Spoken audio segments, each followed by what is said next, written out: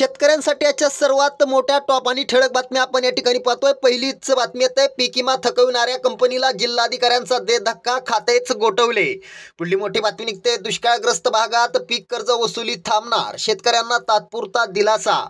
पुढली मोठी बातमी निघते, नांदेडमधून कुरुळा मंडळातील खरीपाची पैसेवारी 48 पैसे, दुष्काळी चित्र झाले स्पष्ट। पुढली मोठी बातमी निघते, मंगळवेढ्यातील अल्पभूधारक शेतकरी मनरेगा लाभापासून वंचित।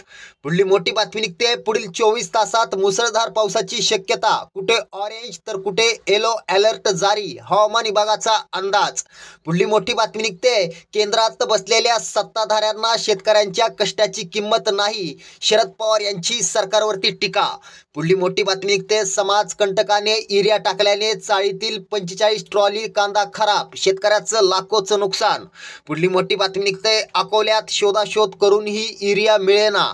पुढली मोठी बातमी निघते, 14,000वर शेतकऱ्यांची ई-केवायसी कडे पाठ, 16व्या हप्त्याला मुकण्याची शक्यता, ई-केवायसी रखडली। पुढली मोठी बातमी निघते, युरिया गोल्ड लॉन्च करण्यास सरकारची मान्यता, शेतकऱ्यांना होणार फायदा, किंमत कमी। शेतकऱ्यांसाठी या होत्या सर्वात मोठ्या टॉप आणि ठळक बातम्या। व्हिडिओ आवडला तर नक्की शेअर करा। धन्यवाद।